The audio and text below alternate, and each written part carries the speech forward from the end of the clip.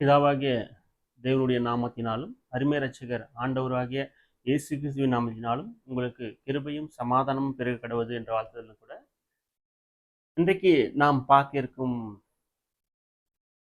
ஒரு தலைப்பு எப்படின்னா ஆகாய விரிவு. தேவனுடைய படைப்புல நிறைய விஷயம் இருக்கு. அதுல ஆகாய விரிவு என்ற வார்த்தையை மட்டும் நாம் தியானிப்போம். இந்த ஆகாய விரிவு என்பது என்ன? எம்டி ஸ்பேஸ், அதாவது வெற்றிடமான ஒரு பகுதி. அந்த வெற்றிடமான பகுதி எவ்வளோ பெருசு இருக்கும் அப்படின்றது நம்மளுக்கு ஞானத்துக்கு எட்டல. அப்போ நம்ம ஆகாய விரிவு எப்படி இருக்கும் ஏன்னா ஆதியாகமும் 1:7 ஆகாய விரிவை உண்டாக்கினார் இருக்கும். அதே மாதிரி சங்கீதம் 19:1 வானங்கள் தேவனுடைய மகிமையை வெளிப்படுத்துகிறது. வானத்தில் இருக்கிற பிரம்மாண்ட படிப்புகள் எல்லாம் தேவனுடைய மகிமையை அவர் எப்படிப்பட்டவர், அப்படி அவர் எவ்வளோ வல்லமை உள்ளவர்ன்றதை வெளிப்படுத்துது. ஆகாய விரிவு, அந்த எம்டி ஸ்பேஸ் இன்ஃபினிட்டியா போயினே இருக்குது. அந்த எம்டி ஸ்பேஸ் அவருடைய அவர் செஞ்ச கரங்களின் கிரியெல்லாம் அந்த எம்டி ஸ்பேஸ்ல வச்சிருக்காரு என்றதை அறிவிக்கிறது நமக்கு. அப்போ அந்த விரிவு எவ்வளவு பெருசு இருக்கும், எவ்வளவு தூரம் இருக்கும் அப்படின்றது நம்மளால யூகிக்க முடியல. அதுக்கு சில காரியங்களை பத்தி நம்ம தியானிச்சோம்னா நம்மளுக்கு ஒரு புரிதல் வந்துடும். அப்போ அது எவ்வளவு பெருசா இருக்கும் அப்படின்றது. அப்போ இப்போ எக்ஸாம்பிள் நம்ம பூமி எடுத்துக்குவோம். இந்த பூமியில ஒரு இடத்த சூஸ் பண்ணிட்டு ஒரு பாயிண்ட், இந்த இடத்துல வந்து ஒரு ட்ரெயினை ஸ்டார்ட் பண்றோம். எவ்வளவு வேகத்துலன்னா 30 km/h, ஒரு மணி நேரத்திற்கு 30 km வேகத்துல போகணுன்ற மாதிரி அதை ஸ்டார்ட் பண்ணிட்டு அது பூமியை சுத்தி வந்து அந்த பாயிண்ட் வர்றதுக்கு 1 மாத காலம் ஆகும். 30 km வேகத்துல போனா 1 மாத காலம் ஆகும். அப்போ அது பூமி எவ்வளவு பெருசுன்றதை நம்ம புரிஞ்சுக்கலாம். இந்த பூமிக்குள்ள நாம் இருக்கிறோம். நம்ம சில விஷயங்களை செய்வோம். அது நம்ம பார்த்து நம்மளே பெருமைப்பட்டுப்போம். இது எவ்வளோ பெருசா நான் கட்டிட்டேன், எவ்வளோ பெரிய வீட்டை, இவ்வளோ பெருசு யாராலையுமே கட்ட முடியாது அப்படின்றத சில விஷயங்களை நாமளே பார்த்து நம்மளே பெருமை கொள்ளுவோம். இப்போ இந்த பூமிக்குள்ள அப்படி இருக்குன்னு வச்சுங்க. அந்த விஷயமெல்லாம் நடந்துட்டு இருக்கு. இது எல்லாமே ஒன்றும் இல்லைன்னு உங்களுக்கு புரிஞ்சிடும். சூரியன் எப்போ நம்மளுக்கு தெரியறது வந்து அதிகமாக சூரியனை பார்க்குவோம். இந்த சூரியன் எவ்வளோ பெருசா இருக்கும் அப்படின்னு பார்க்கும்போது இந்த பூமியை காட்டிலும் 3 லட்சம் மடங்கு பெருசு. இந்த சூரியன் இந்த பூமியை விட 3 லட்சம் மடங்கு பெருசு. அப்ப எவ்வளவு பெருசு இருக்கும் யூகிக்க முடியுதா உங்களால? இன்னொரு எக்ஸாம்பிள் சொல்றேன். இப்ப அந்த ட்ரெயின் வச்சு பார்த்தோம்ல, அதே மாதிரி இந்த சூரியனை சுத்தி வர 30 km/h ஒரு ட்ரெயின் சுத்துது, முழுமையா அந்த சூரியனை சுத்தி வருது அப்படின்னு பார்க்கும் பொழுது இந்த ட்ரெயின் அந்த 30 km/h இந்த சூரியனை சுத்தி வர 340 ஆண்டுகள் ஆகும். 340 வருஷம் 30 km/h அது இரவும் பகலும் பிரயாணிச்சா மட்டும்தான் அந்த சூரியனை சுத்தி வர 340 ஆண்டுகள் ஆகும். இது ஒரு மாசத்துல சுத்திடும் பூமியை. ஆனா சூரியனை சுத்தியதுக்கு 340 ஆண்டுகள் ஆகும். அப்போ சூரியனுக்கும் பூமிக்கும் உள்ள வித்தியாசத்தை உங்களால புரிஞ்சுக்கணும்னு நம்புறேன்.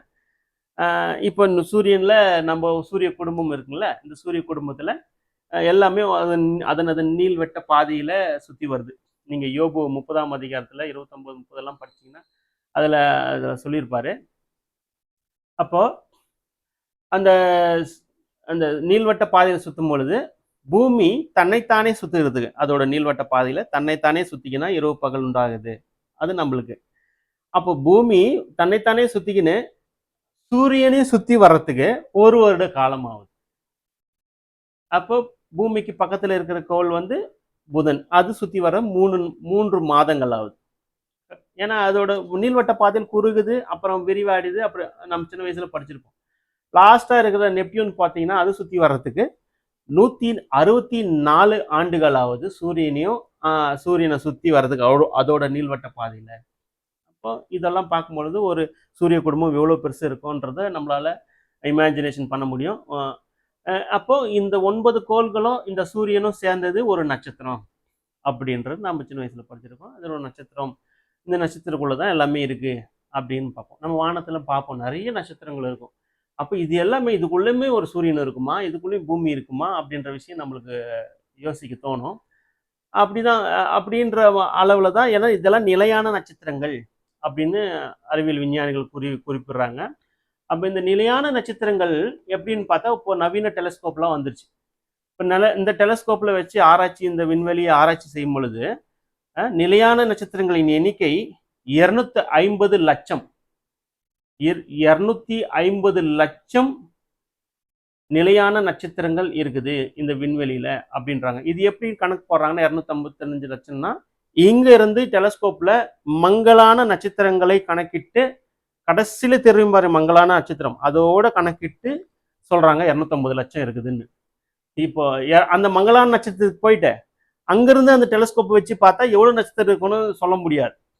நமக்கு அறிவுக்கு வரைக்கும் இவ்வளவு இருக்குதுன்னு சொல்றாங்க. அந்த மங்கல்ல இருந்து போய் பார்த்தா மங்களான நட்சத்திரம் இருந்து திருப்பியும் அந்த டெலஸ்கோப்பை வச்சு பார்த்தா இன்னும் எவ்வளவு நட்சத்திரம் இருக்கும்னு சொல்ல முடியாது அப்படின்னு அறிவிக்கிறாங்க. அப்போ எவ்வளவு பெருசு இருக்கும் பாருங்க. அப்ப நம்ம இந்த நட்சத்திரம் பார்க்க எல்லாம் கிட்ட கிட்ட தானே இருக்குது, இதுக்கு போய் இதுல இருந்து இதுக்கு போகலாம்ல அப்படின்னு நாம் நினைக்கலாம். ஆனா அதுக்கு போறது எவ்வளவு கஷ்டன்றதை இப்போ பார்க்கலாம். ஒரு ஒளியின் வேகம் எவ்வளவு இருக்கும் அப்படின்னு பார்க்கும் பொழுது, ஒரு செகண்டுக்கு இந்த டார்ச் அடிக்கிறீங்க, அந்த டார்ச் அடிச்ச உடனே அந்த லைட் போய் அங்க பாஸ் ஆகுது பாருங்க. அந்த வேகம் எப்படின்னா ஒரு செகண்டுக்கு 1,86,000 கிலோமீட்டர். ஒரு செகண்டுக்கு அந்த லைட் வந்து 1,86,000 கிலோமீட்டர் போகும். அப்போ இப்போ நம்ம அதிகப்படியான அந்த வேகத்துல நம்ம பிரயாணம் பண்ணோம்னா பக்கத்துல இருக்கிற நட்சத்திரத்துக்கு பக்கத்துல ஒரு நட்சத்திரம் இருக்கு, அது பேர் ஆல்பா செஞ்சுரின்னு ஒரு நட்சத்திரம். அந்த நட்சத்திரம் தான் நம்மளுக்கு நம்ம நம்ம அந்த பூமி இருக்குங்களா, அந்த நீள்வட்ட பாதை இந்த சூரிய குடும்பத்துக்கு பக்கத்துல இருக்கிறது ஆல்பா செஞ்சுரி. இதுக்கு போறதுக்கு வந்து நம்மளுக்கு பாத்தீங்கன்னா எவ்வளவு ஆகும்னு பாத்தீங்கன்னா, அந்த ஒளியின் வேகம் சொன்னல 1,86,000 கிலோமீட்டர் பர் செகண்ட், ஒரு செகண்டுக்கு. சரிங்களா? இந்த செகண்ட் 1,86,000 செகண்ட்ல இரவும் பகலும் அதே வேகத்தை பண்ணும். ஒரு வருஷத்துக்கு எத்தனை செகண்ட் வரும், ஒரு மாசத்துக்கு எத்தனை செகண்ட் வரும், ஒரு நாளைக்கு எத்தனை செகண்ட் வரும், அதே ஒரு செகண்டுக்கும் 1,86,000 கிலோமீட்டர் வேகத்துல போனாமா 4.37 ஆண்டுகள் ஆகும். அவ்வளோ வேகத்துல போற டெக்னாலஜி இன்னும் நம்ம கண்டுபிடிக்கவே இல்லை. அதிகபட்ச டெக்னாலஜி எவ்வளோன்னு பார்த்தீங்கன்னா 35,000 கிலோமீட்டர் பர் ஹவர்ல அந்த ராக்கெட் போடுற வேகம். ராக்கெட்லாம் அனுப்புறாங்களே விண்வெளிக்கு, அந்த ராக்கெட் வந்து 35,000 கிலோமீட்டர் பர் ஹவருக்கு தான் போகுது. ஆனா லைட் வந்து ஒரு செகண்டுக்கே 1,80,000 கிலோமீட்டர் போகுது. அந்த வேகத்துல போனோம்னா 4.37 ஆண்டுகள் ஆகும். ஒவ்வொரு செகண்டுக்கும் 1,80,000 கிலோமீட்டர் போகணும். அதே மாதிரி இரவு பகலாம் போகணும். அதே மாதிரி 4 வருஷத்துக்கு மேலேயே போகணும். அப்ப நம்ம போக முடியுமா? அப்போ எவ்வளோ ஸ்பேஸ், அதுக்கும் இதுக்கும் எவ்வளோ டிஸ்டன்ஸ் இருக்கு பாருங்க. இதுல இருந்து இந்த பூமியில இருந்து அவ்வளோ வெளியில இருக்குது அது அந்த நட்சத்திரம். நம்மளை பார்க்கறதுக்கு இங்கிருந்து பார்க்கறதுக்கு எல்லாமே கிட்ட கிட்ட இருக்கிற மாதிரி இருக்கும். அப்போ தேவனுடைய கரங்களின் கிரியை நம்மளால யூகிக்கவே முடியல. அப்போ தேவன் எப்படிப்பட்டவரா இருப்பார்? அப்போ தேவனை பத்தி சொல்றாரு, மனுஷரில் ஒருவரும் கண்டிராதவரும் இனிமேல் காணக்கூடாதுமா இருக்கிற தேவன் அவர். ஒருவரும் அவர்கிட்ட அவர் எப்படி இருப்பாரு, அப்படியேப்பட்ட தேவன் என்ன பண்றாருன்னா இதெல்லாமே நம்மளுக்கென்று நமக்கு தான் படைச்சிக்கிறாரு எல்லாமே. இந்த நம்ம எக்ஸாம்பிள் ஒரு தென்னை மரம் எடுத்துக்கலாம். தென்னை மரம் இப்போ நம்ம ஆர்வெல்லாம் தண்ணி குடிக்கிறோம்ல, இது வந்து இப்போ கண்டுபிடிச்சி இது ஆர்வ ஃபில்டர் பண்ணுது. அதவே நம்ம என்ன பண்ணுறோம், நப்பு தண்ணி நல்ல தண்ணி ஆக்கி கொடுக்குது, சூப்பர் கண்டுபிடிப்பு அப்படி இப்படின்றோம். அந்த தென்னை மரத்துக்கு யார் சொல்லி கொடுத்தது? அது சாக்கடையில் வச்சாலையும் அந்த தண்ணியை ஃபில்டர் பண்ணி மினரல்ஸாக மேலே ஸ்டோர் பண்ணுது. இளநீல நல்லா டேஸ்ட்டாக குடிக்கிறோம். அது நம்ம யோசிக்கிறதே இல்லை. இந்த ஆர்வம்லாம் அப்பயே கண்டுபிடிச்சிட்டாரு அவர். அது அது அது யாரு அதுக்குள்ள அது தண்ணி உப்பு தண்ணியில இருந்தாலும் சரி, நல்ல தண்ணியில இருந்தாலும் சரி, அது வந்து அதுல இருக்கிறத ஃபில்டர் பண்ணி நல்லா பியூரா ஸ்டோர் பண்ணும். மினரல்ஸா மனிதனுக்கு ஏற்றதா ஸ்டோர் பண்ணும் அப்படின்றத அவர் படிச்சிருக்காரு. அப்போ ஒவ்வொரு சுவைகளை பார்த்துக்குங்க, ஒவ்வொரு டிசைன் பாருங்க. மாம்பழம் இப்படிதான் இருக்கணுமா, எலுமிச்சம்பழம் இருக்கும், இது இனிப்பா இருக்குது, இது புளிப்பா இருக்குது, இது காரமா இருக்குது, இது கசப்பா இருக்குது. அப்போ சுவைகள்ல எவ்வளவு வித்தியாசம், இதெல்லாம் தானா உருவாயிடுச்சுன்றாங்க. தேவன் ஒருவர் இருக்கிறார். தேவன் எல்லாத்தையும் நேர்த்தியா படைச்சிருக்கிறார். அப்போ மனிதர்களையும் நேர்த்தியா படைச்சிருக்கிறார். மனிதனுக்கு ஏன் அந்த கண்ணு மூக்கு வாய் எங்க அங்க பின்னாடி இருந்தா கொஞ்சம் ஈஸியா இருக்குமே, பின்னாடி ஒரு கண்ணு முன்னாடி ஒரு கண்ணு, சைடில் காது இங்கே தான் இருக்கணுமா, இந்த அமைப்பு இந்த அமைப்பு எல்லாம் இப்படி தான் இருக்கணுமா அப்படின்னு யோசிக்கும் பொழுது, எக்ஸாம்பிள் நம்ம ஒரு உணவு எடுக்கிறோம். உணவு எடுத்த உடனே டக்குன்னு நம்ம அதை நம்ம பார்க்காம சாப்பிட்டா அதில் ஏதாவது நிறைய பொருள், ஏதாவது கிருமிகள் இருக்கும், ஏதாவது ஏதாவது இருக்கும். அப்போது இந்த ஸ்கேனிங் பாருங்க, ஒரு உணவு எடுக்கிறோம், கண்ணு ஃபஸ்ட்டு கண்ணு ஸ்கேன் பண்ணுது. உணவு நல்லா இருக்கா, அதில் ஏதாவது இரும்பு கிரும்பு ஏதாவது இருக்கா, எறும்பு இருக்கா, எல்லாத்தையும் பார்த்துட்டு நல்லா இருக்கு, ஃபஸ்ட்டு ஸ்கேன் ஓகே. அடுத்தது மூக்குக்கிட்ட எடுத்துன்னு போகுது. மூக்குக்கிட்ட இது எடுத்துன்னு போன உடனே மூக்கு முகருது, இது கெட்டு போயிட்டு இருக்கா நல்லா இருக்கா, அப்படி ஒரு ஸ்கேன். அப்புறம் வாய்க்குள்ளே போடுது, இந்த பல்லெல்லாம் அரைக்குது, அதில் ஏதாவது மாட்டிருக்கா, கல்லு எதனா இருக்குதா. அப்புறம் நாக்கு சுவை பார்க்குது, ஓகே டேஸ்ட்டு கரெக்டாக காரமாக இருக்கா இதாக இருக்கா, எல்லாம் பார்த்துட்டு அப்புறமா உள்ளே போகுது. ஒரு உணவுக்கே இவ்வளோ ஸ்கேன் பண்ணிட்டு உள்ளே போயிட்டு நம்மளுக்கு இருக்கும் பொழுது, அதுதான் ஃபோன் பார்த்துனே சாப்பிடாதப்பா, ஃபோன் பார்த்துனே சாப்பிடாதீங்க அப்படின்ற விஷயத்தெல்லாம் நம்மளுக்கு சொல்லுவாங்க. இந்த மாதிரி தேவன் அருமையாக படைச்சிருக்காரு. தேவனுடைய படைப்பில் ஆகாய விரிவுன்ற விஷயத்தை மட்டும் இன்னைக்கு தியானித்தோம்.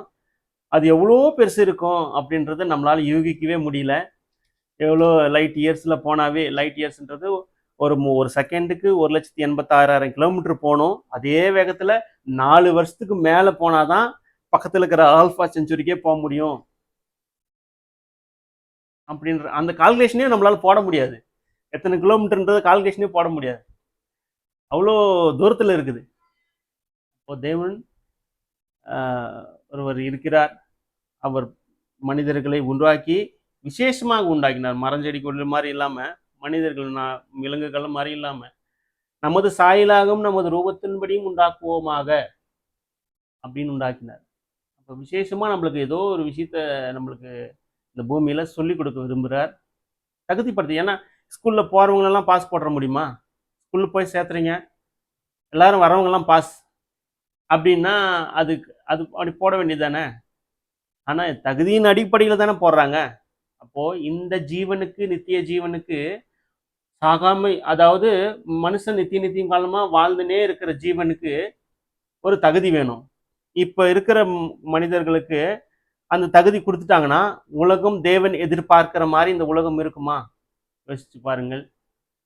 ஏன்னா எல்லா அநியாயம் அக்கிரமம் நடந்துருக்கிற இந்த உலகத்தில் எல்லாருக்கும் நீங்கள் சாகவே மாட்டேங்கப்பா, நித்தியமாக உயிரோடே இருக்கவங்கப்பா அப்படின்ற ஒரு வாழ்க்கையை கொடுத்தாருன்னா இந்த உலகம் தாங்குமா?